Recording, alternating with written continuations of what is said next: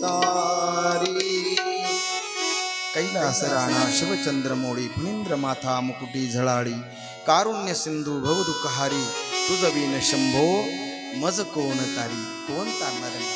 तुम्हीच तारू शकता. ब्रह्माजीचं एक मस्तक उडवलेलं आहे आणि ब्रह्माजींना नाव पडलं तेव्हापासून चतुरानन. चतुरानन म्हणजे आनन म्हणजे मुख, चार मुख असलेला. तुम्ही असं म्हणाल मग एक मस्तक उडवलं ना? हो, अगोदर ब्रह्माजींना शिव महापुराण सांगतं 5 मुख होते. किती? 5 मुख होते. परंतु असत्य बोलले, असत्याचा आश्रय केला, अनितीचा आश्रय केला. हे बघा, नीती हुकली रे हुकली. एकदा तुम्ही अधर्माची बाजू घेतली, एकदा अधर्माच्या वाटेवर तुम्ही चालायला लागले का तुमचं पतन व्हायला सुरुवात झाली म्हणून समजून चाला. याच्यासाठी ज्योतिषाची गरज नाही, कुणाला हात दाखवण्याची गरज नाही. तुमचं तुम्ही समजून घ्या. काय सांगत हो तुम्ही? ब्रह्माजींना 5 मुख होते परंतु एक मस्तक भगवान शिवाने उडवलेलं आहे. भगवान शिवाने उडवलं का? नाही. त्या ठिकाणी भैरवनाथ प्रगट झालेले आणि वीरभद्राने ते मस्तक काय केलेलं आहे? भगवान शिवाचंच एक अंग आहे वीरभद्र, त्यांनी ते मस्तक उडवलेलं आहे. ज्या पद्धतीने ज्या वीरभद्राने दक्ष प्रजापतीच्या यज्ञामध्ये विध्वंस केला होता. महाराज काय विध्वंस केला होता ही कथा मात्र मी तुम्हाला उद्या सांगणार आहे. भगवान भोलेबाबांचा जो विवाह झाला दक्ष प्रजापतीच्या मुलीबरोबर म्हणजे सती बरोबर, हा प्रसंग मी तुम्हाला उद्या सांगणार आहे. आज मात्र एक छोटीशी कथा घेऊन आपण 10 मिनिटात थांबतोय. काय चाललं होतं आपलं? ब्रह्माजींना नाव पडलं चतुरानन, 4 मुख असलेला चतुरानन. शरण आलेले ब्रह्माजी आणि शरण आल्यानंतर आकाशवाणी झालेली. तुम्ही दोघे वाद करत बसू नका. तुम्ही दोघे वाद करू नका. ब्रह्माजी तुम्ही सृष्टीची उत्पत्ती करा आणि उत्पत्ती करा म्हणजे तुम्ही सृष्टीचं काय करा? सृष्टी वाढवा. सृष्टी तयार करण्याची जबाबदारी तुमच्याकडे आहे, स्थितीची जबाबदारी नारायणाकडे आहे आणि लयाची जबाबदारी मी स्वतः घेणार आहे. रुद्राच्या रूपामध्ये मी अवतरित होईल आणि रुद्र म्हणून मी अवतरित झाल्यानंतर लय करेल. लयाची जबाबदारी माझ्याकडे आहे. असं बोलून आकाशवाणी त्या ठिकाणी थांबलेली आहे. भगवान भोले बाबा अंतर्धान पावलेले आहे. ज्योतिष स्वरूप ज्यावेळेस अंतर्धान पावणार, आता नारायणाला कळालं त्यावेळेस नारायणाने स्तुती केलेली भगवान शिवाची आणि स्तुती करून सांगितले की तुम्ही जसे ज्योतिष स्वरूपामध्ये प्रगट झालेला आहात तर याच ज्योतिष स्वरूपामध्ये मला तुमचं पूजन करायचे. म्हणून सर्वात अगोदर ज्योतिर्मय स्वरूपामध्ये ज्योतिर्लिंग स्वरूपामध्ये भगवान नारायणाने अगोदर पूजा केली. महाराज आता कळलं तुम्हाला कोणी पूजा केली?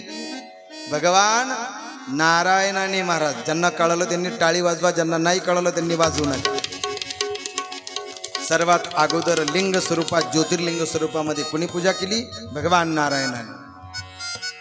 आता हे पुढे अजून तुम्हाला जाऊन सांगणारे. एकमेकाचे हृदयी गोडी साखरेच्या ठाई हरिहरा भेद नाही नका करू वाद. दोघं एकच आहे.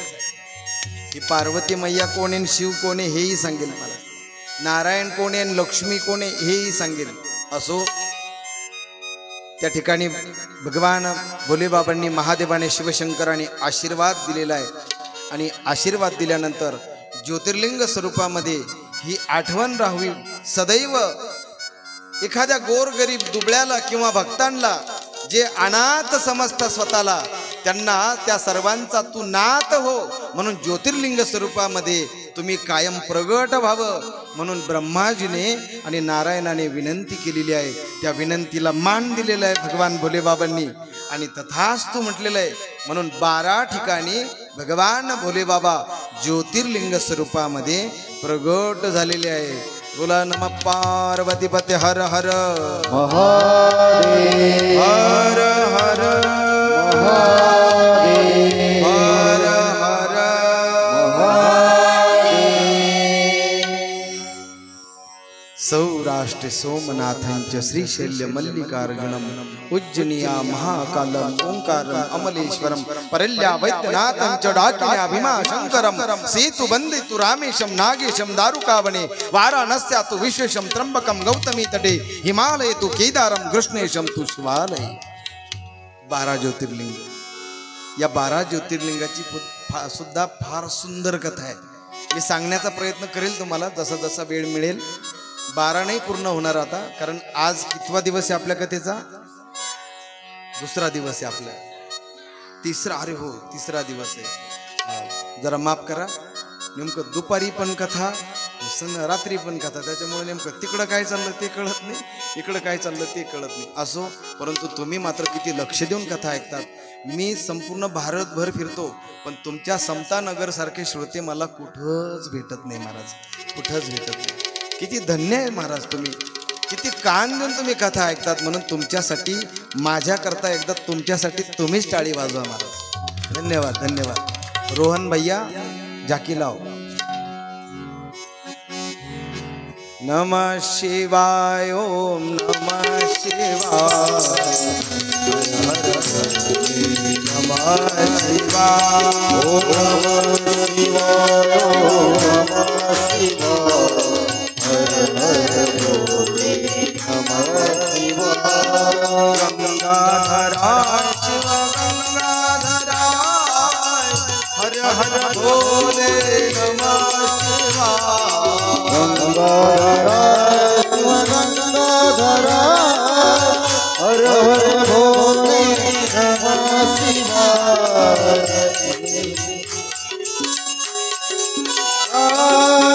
हर हर भोले नमः शिवाय।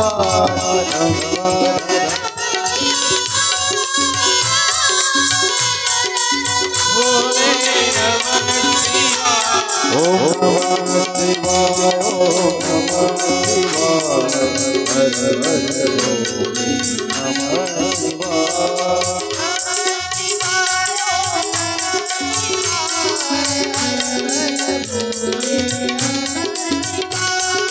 नमः शिवाय, ओम नमः शिवाय, हर हर भोले नमः शिवाय।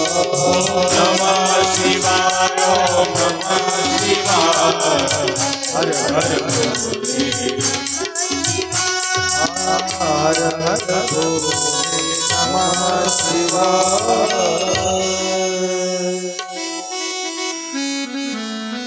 असा आला ना तर मलाच भीती वाटू राहिली।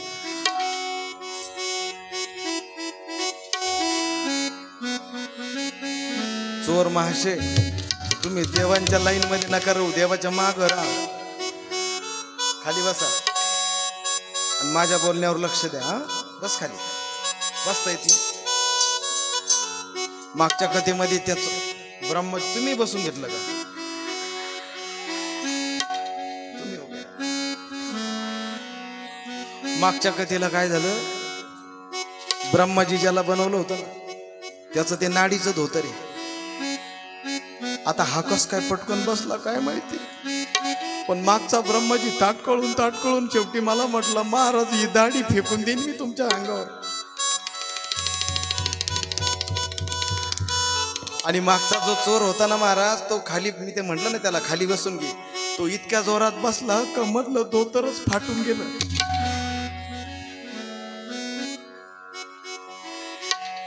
जरा सर्वांसाठी जोरात एकदा टाळी वाजवा महाराज। ब्रह्मा विष्णू आणि महेश्वर, ब्रह्मा विष्णू आणि महेश्वर सामोरे बसले, मला हे दत्त गुरु दिसले, मला हे दत्त गुरु दिसले, मला हे दत्त गुरु दिसले। ब्रह्मा विष्णू आणि महेश्वर, ब्रह्मा विष्णू आणि महेश्वर सामोरे बसले, मला सद्गुरु दिसले मला सद्गुरु दिसले मला सद्गुरु दिसले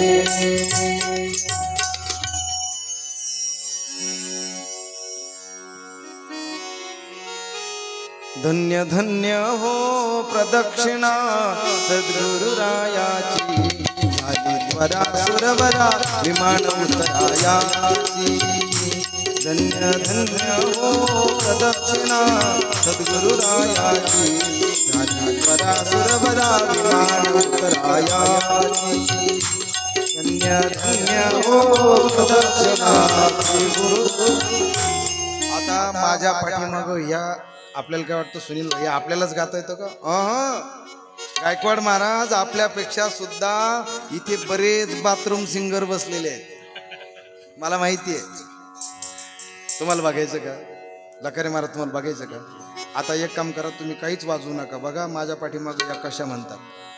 धन्य धन्य हो प्रदक्षिणा सद्गुरुरायाची झाली त्वरा सुरवरा विमान उतरायाची.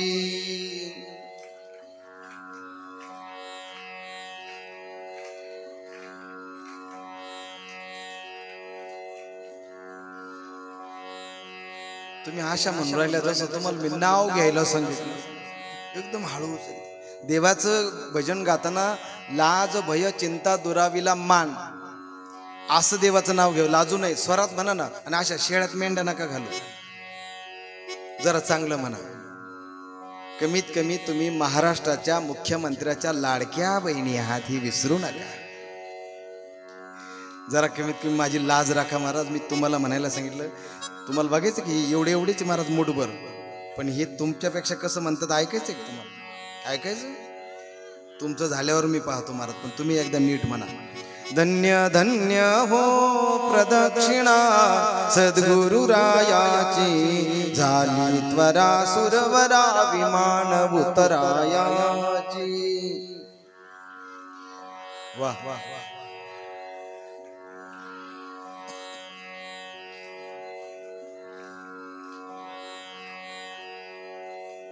धन्य धन्य हो प्रदक्षिणा सद्गुरुरायाची झाली त्वरा सुरवरा विमान उतरायाची. बोला बोला.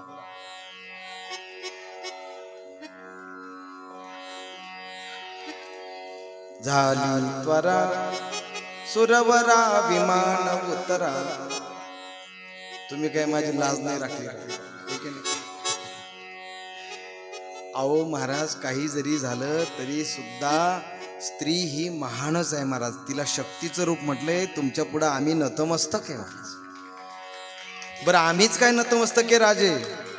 अहो या माता माऊल्यांचं सर्वात अगोदर स्तवन केलं असेल किंवा यांचं कौतुक केलं असेल ते वेदाने, श्रुतीने. काय म्हणते श्रुती? त्वमेव माता च पिता त्वमेव. पिता आहे पण पिता नंतर आहे. पिता कळतो ना तुम्हाला? पिता पिता काय? हा हा मी असं हात केलं. पिता म्हणजे वडील, ठीक आहे नाही? पण अगोदर काय? श्रुतीने अगोदर तुमचं वर्णन केलंय. त्वमेव माता. अगोदर तुमचंच वर्णन का केलं? यालाही कारण आहे महाराज. म्हणून जगामध्ये सर्वात श्रेष्ठ दैवत जर असेल ना महाराज, तर ही दोनच दैवत आहे महाराज, जी प्रत्येकाच्या घरात दिलेली आहे. कोणते दोन देव? पहिला देव, एक नंबरचा देव आई, आणि दोन नंबरचा देव तुमचे वडील. ज्यांना हे घरातले जिवंत देव कळाले त्यांना मंदिरातील दगडाचे देव कळाले म्हणून समजा. ज्यांना हे घरातील जिवंत देव कळत नाही त्यांना या जन्मात तरी दगडाचे देव कळायचे. मी रोज एक वाक्य बोलतो महाराज, रोज एक वाक्य वापरतो. काय? ज्याला आई कळाली त्याला माझी रखुमाई कळाली. ज्याला बाप कळाला त्याला माझा विठोबा कळला महाराज. नुसत्या टाळ्या नका वाजू. उद्यापासून प्रत्येकाने आपल्या आईचं आणि वडिलांचं दर्शन घेतल्याशिवाय शाळेत जायचं. त्यांना तर मज्जाच झाली. आईचं दर्शन घेतलं पण बाबा गेले ड्युटीला निघून, मग त्यांचं दर्शनच घेतलं नाही, मग शाळेतच जायचं नाही. असं आहे का? असं नाही करायचं. दररोज सकाळी झोपेतून उठल्यानंतर आईचं आणि वडिलांचं काय करायचं? दर्शन घ्यायचं. ती आईच पार्वती खऱ्या अर्थाने आणि ते वडीलच खऱ्या अर्थाने भोले बाबा आहे महाराज. नमः पार्वतीपते हर हर महादेव हर हर महादेव हर हर महादेव. ब्रह्माजींवर जबाबदारी दिलेली आहे, नारायणांवर सुद्धा जबाबदारी दिली आहे. भगवान भोले बाबा अंतर्धान झालेले आहेत. भगवान भोले बाबा का म्हणायचं? किती भोळे आहे. आव म्हणे एकदा तो चोर आला म्हणे. कुठे? चोराला दिवसभर काही सापडलंच नाही. चोराला दिवसभर काही सापडलं नाही. त्याने याचा खिसा चाप त्याचा खिसा चाप पण काही सापडलं नाही. हे नाही, याच्या खिशाला हात लाव त्याच्या खिशाला हात लाव.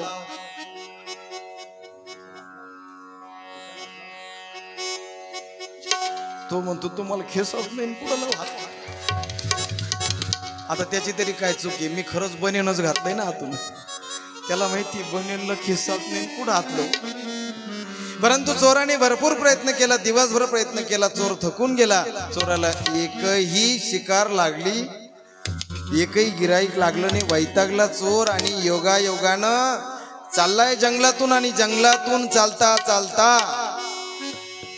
महाराज त्या चोराला एक शिवालय दिसलेलं आहे, मंदिर दिसलेलं आहे. आणि ते शिवालय दिसल्यानंतर त्या ठिकाणी त्याने नमस्कार केलेला आहे महाराज.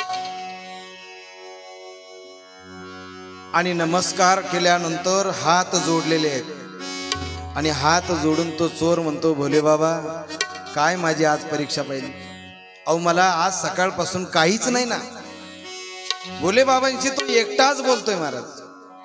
आणि ज्यावेळेस भोले बाबांशी कुणी एकटं बोलतं ना त्यावेळेस भोले बाबा ऐकत असतात बरं का, गर्दीतलं नाही ऐकत. पण ज्यावेळेस एकांतेश्वराला तुम्ही जाता आणि एकांतेश्वरला गेल्यानंतर जे पूजन करता तुम्ही, तर ते पूजन सर्वश्रेष्ठ मानलंय महाराज. त्याच्या पुढे जाऊन सांगू का? शिव महापुराणामध्ये मानसपूजा नावाचा एक प्रकार आलेला आहे. काय असते ही मानसपूजा? ही मानसपूजा मी उद्याच्या कथेमध्ये नक्की सांगेन, मला फक्त आठवण करून द्या.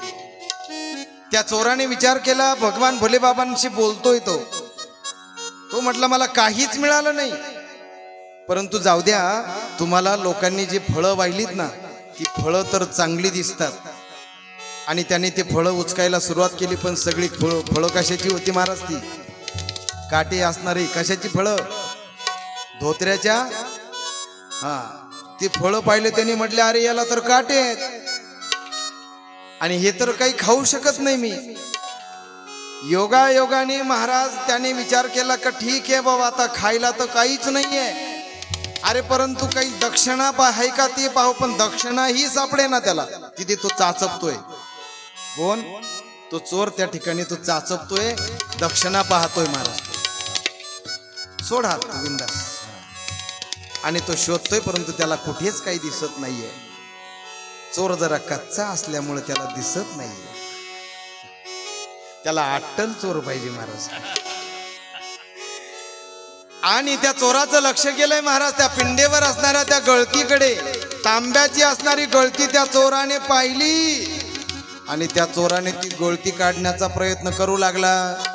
गळती काढता येत नाहीये महाराज. त्याला असं वाटलं की त्याला जो काही अटकाव केला गजानी त्याला ताकद लावी लागेल.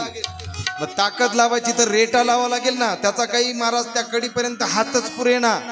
त्या चोराने मागचा पुढचा विचार न करता त्याने डायरेक्ट पिंडीवर पायच ठेवला महाराज.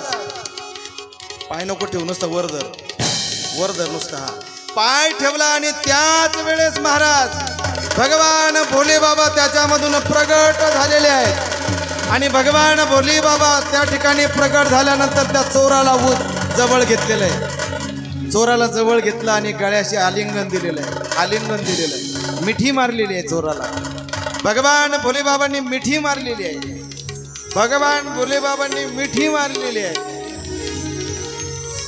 भाऊ मारणारे लवकर मिठी. माझा जीव मुठीत आला पण भगवान भोले बाबा काय मिठीत मारे.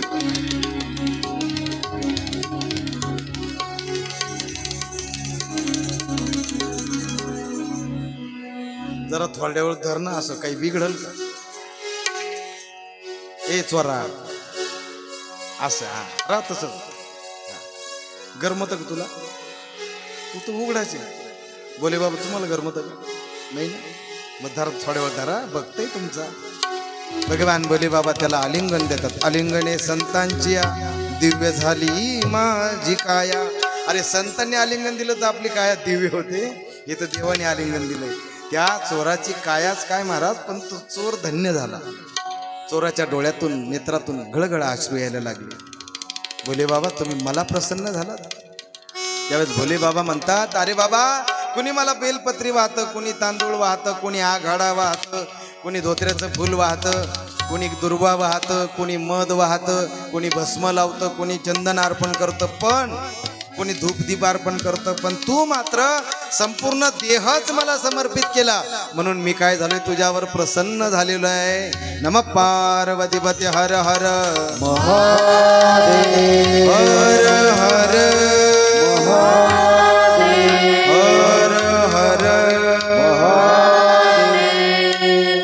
महादेव. माझे इतके भोळे आहेत महाराज, इतके भोळे आहेत. आज या ठिकाणी आपली कथा विश्राम करते. सर्वांना विनंती आहे, आपण आरतीसाठी आपल्या जागेवर उभं राहावं.